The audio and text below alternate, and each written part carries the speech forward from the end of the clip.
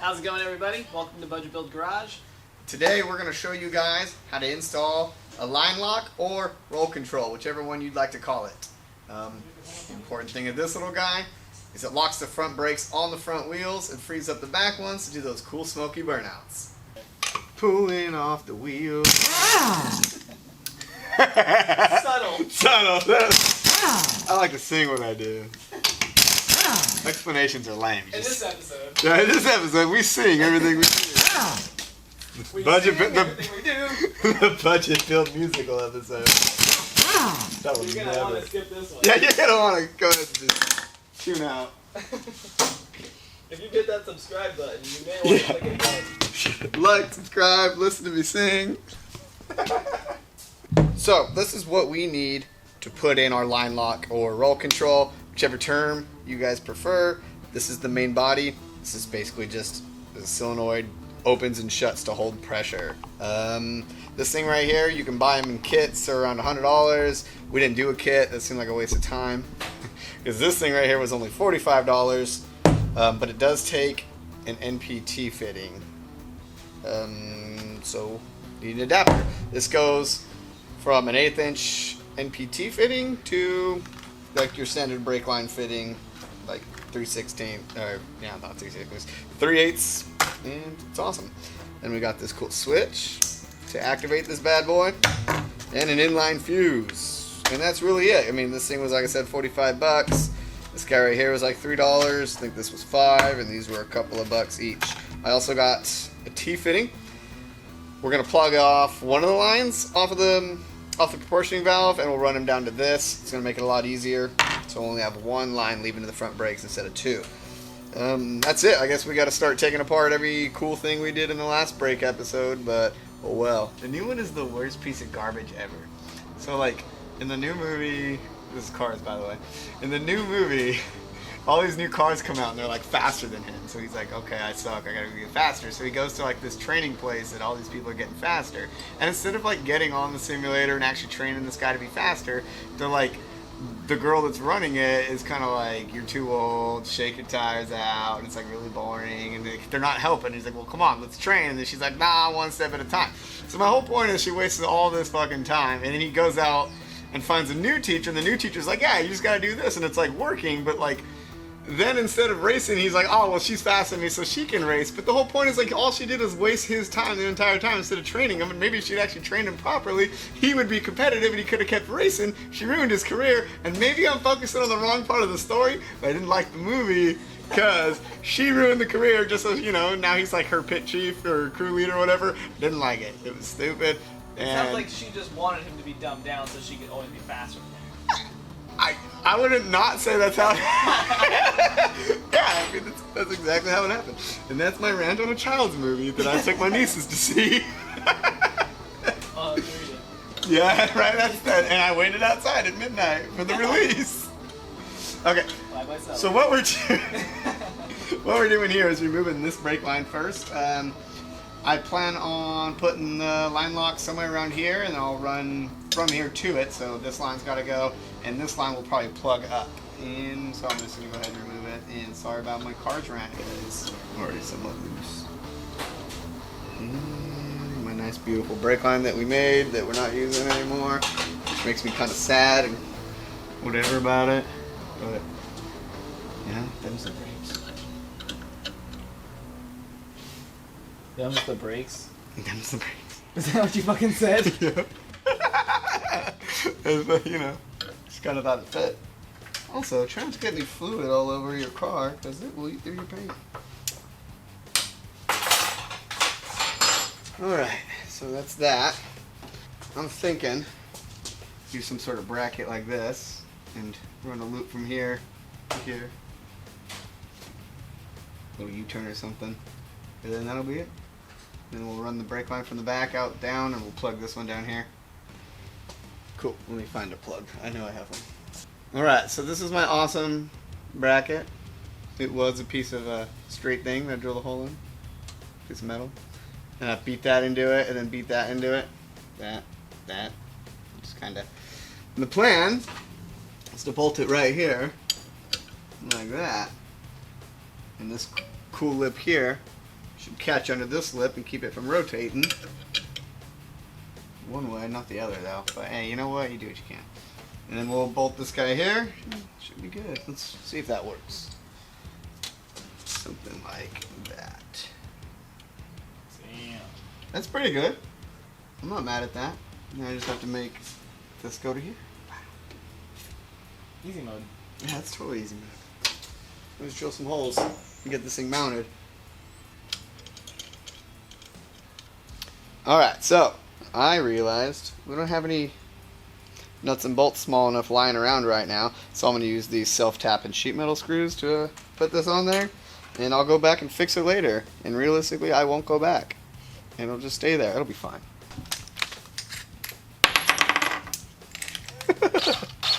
That's kind of overkill. A little bit. Dude, when in doubt, just get a ratchet extension and socket.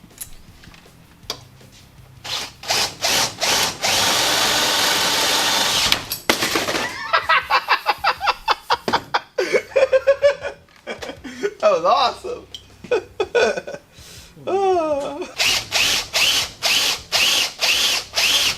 There we go. That's a little better. That's how I should have done it A little better. There we go. We are in. Now we're here. Cool. Oh, hey, while we're right here, might as well put these guys in, huh? Come on. Nice. Alright, let's just tighten these bad boys down, bolt it on, and bend the lines. And, like, that's it. We're, like, done. It's going to be, like, another 5 minutes. It really bothers me that these bolts are metric, but, like, too lazy to go get the other ones out of the drawer. But it came with it. They shouldn't be like that, but they are. Oh well. It's not the end of the world. It's nothing better than like having this and then this and then this. Like if I can get like 3 more adapters, That'll look badass. it would just make it look great. It's 3 or 4 more adapters. That's how you know it's a professional job. Like, the more adapters you have, the better it is. It's like more complicated. Yeah, definitely. Oh, this guy's moving. Just trying to think of the best way to do this.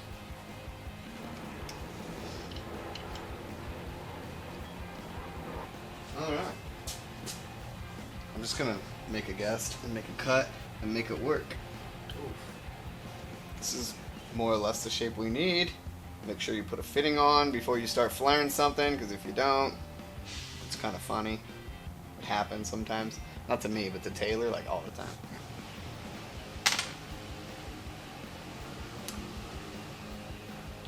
I hate being nice to the neighbors. I'm like, dude, fuck off. No.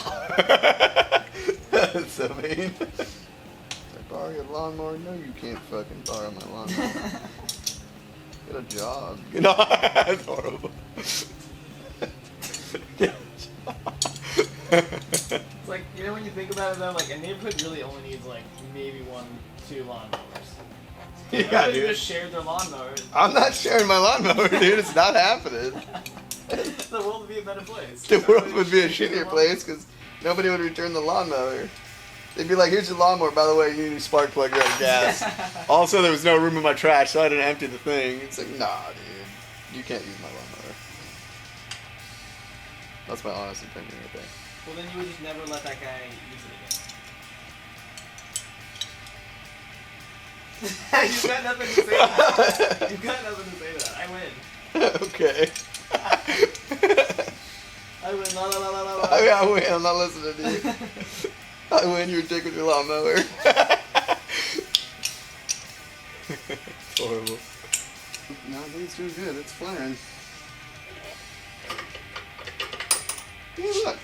It's pretty good.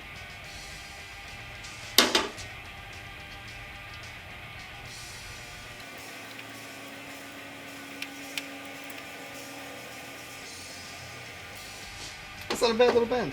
I'm not mad at that. I'm trying to think if I can reuse this guy. Like, that would just be swell.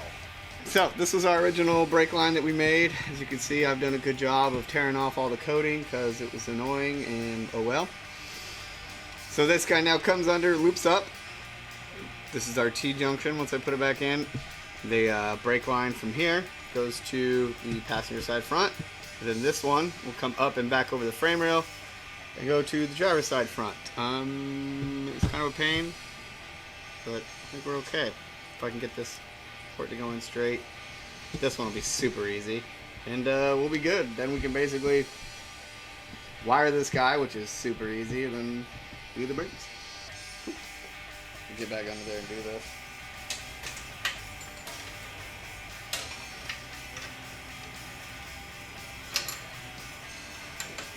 Dude, that's awesome. Can't believe that worked. I thought I'd be building another brake line for sure. Any chance I can, you know, resave one of these instead of building another one with that awful flaring tool? Is a welcomed opportunity. Oh yeah. I hate that thing. Well, I don't hate it. Like, it's easy enough to use, but they're just kind of cheap and they bend a bit, and then once they're bent, they don't like to hold the line, and they kind of push through, and your flares junk when that happens.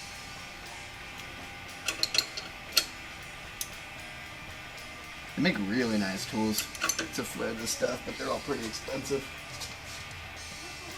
It's like, I don't want to waste money on that. I need more parts. The wiring on these is super simple. You're basically just wiring it to, one end's going to go to a ground, this end's going to go to a switch. From that switch, put that fuse wire in, so you have a fuse, and just run it to power. You can use like switched or constant. It really doesn't matter, because the only time it's going to do anything is when you push the button. We're pretty close to the block, so I'm just going to go to the back of the block with the ground. After that, I will just run it to the hot wire with the button just to show you that it works. We went ahead and wired it up. I didn't wire it up properly because we want to put this inside the car, and I haven't ordered a shifter yet. So once I get a shifter, I'll get a whole bracket, we'll wire it properly, and make everything pretty. But as of right now, all we did is wire one side to a ground on the engine block, and we wired this directly to the battery.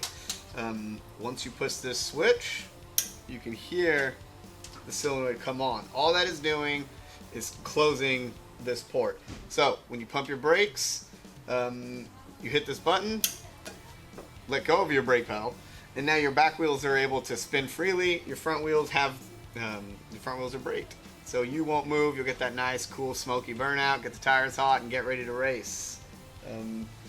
That's really it, to be honest. This thing's a really cool install. I think we're like 60, maybe 65 bucks in it. It's one of the coolest things you can do for under $100 that actually does help your car. It's not like some lame thing off of eBay, like, you know, that makes cool whistling noises. You should get one of those, by the way. That'd be cool. But anyway, that's pretty much it for this episode. If you liked it, go ahead and hit that like button and subscribe. If you want to see more about the El Camino or the Pontiac, we have another cool car coming out pretty soon. Let us know. Drop something in the comments, man. I pretty much respond to anything. So, yeah, cool. Check us out next time. Thanks.